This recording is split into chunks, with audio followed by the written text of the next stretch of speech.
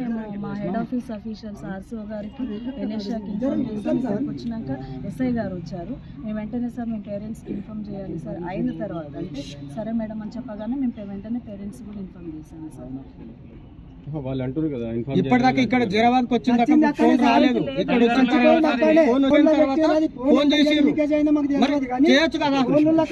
ఇప్పటిదాకా వచ్చిందంటే ఫోన్ చేయలేదు, ఎందుకు గురించి చేయలేదు? ఒకటిన తర్వాత లంచ్ చేసి రూమ్లోకి వెళ్ళింది, రూమ్లోకి వెళ్ళి ఫ్యాన్ కూరేసుకుంది అని చెప్తారు.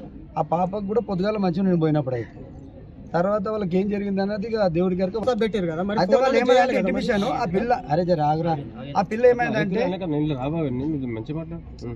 ఆ అమ్మాయి ఇప్పుడు ఏమైందంటే చనిపోయిందని వీళ్ళు మేడం వాళ్ళు చెప్పలేదు, ఇంకా మాకు ఇప్పటిదాకా చెప్పలేదు, వాస్తవంగా చెప్పలేదు అని చెప్తున్నారు వాళ్ళు. ఎందుకంటే హాస్పిటల్ తెచ్చినాక కూరేసుకున్నాక కొంచెం ఊపిరి ఉన్నది అనుకొని తీసిరంట, తీసి హాస్పిటల్కి వేసుకొని వచ్చినాక హాస్పిటల్కి వచ్చినాక మాకు ఎరకాయి. వాళ్ళ టెన్షన్లో వాళ్ళు ఉన్నారు, ఎవరికి ఫోన్ చేయలేదు వాళ్ళు. పాప ఎట్లా చనిపోయింది అని చెప్పేసి టెన్షన్లో ఉన్నారు. అట్లా జరిగింది అది. ఇక మేము ఏమంటే మా పాప చనిపోయిన కోపంలో మేము ఇప్పుడు ఏం మాట్లాడాలో మాకు అర్థమవుతుంది. మా ఊరు అమ్మాయి అదే లేదు సార్.